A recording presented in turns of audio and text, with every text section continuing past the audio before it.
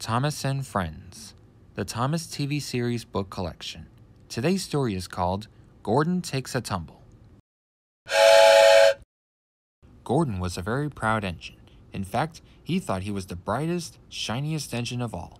Gordon loved it when his paintwork was admired, but his favorite thing was speeding up and down the tracks, taking passengers to their destinations. One day, Gordon had to deliver passengers to the docks. Gordon smiled as the passengers admired his paintwork, but he wanted to leave the docks as soon as possible, so he didn't get dirty. Salty pulled up alongside Gordon. "Careful with my paintwork," Gordon cried. "I don't want it to get all sooty." "What's wrong with being sooty, me hearty?" said Salty. "I've been pulling freight cars all day." "I'd never get dirty," said Gordon. "And I don't like pulling freight cars. It's not dignified." That night, a large shipment arrived at the docks and was loaded into freight cars. "Henry, Thomas, and Percy, you must go to the docks tonight," said Sir Topham Hatt. "You'll be coupled to the freight cars so you can move them in the morning. And Gordon, I want you to help too." "An important engine like me should not pull freight cars," Gordon said, but he had no choice. At the docks, Gordon waited impatiently as the freight cars were shunted into place. "Why are you in such a hurry, Gordon?" asked Thomas. "We're not leaving until the morning." "I'm going to show Salty how a real engine pulls freight cars," said Gordon. "Arr, be careful, Gordon," called Salty. "Don't you know that pride comes before a fall?" At dawn, Gordon rushed out of the docks, leaving Salty far behind. He raced along the track, saying, "Now this is how you pull freight cars." But Gordon didn't realize that the points were accidentally switched to the branch line.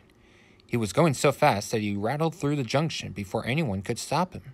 "That's funny," he thought. "What am I doing on the branch line?"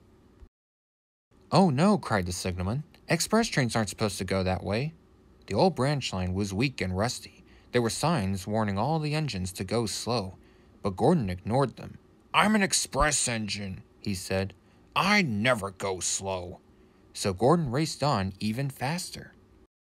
The branch line began to buckle under Gordon's weight. Suddenly, the bolts snapped and Gordon slid off the rails and fell down the hillside. "Oh, help!" he cried as he rolled down the grassy hill.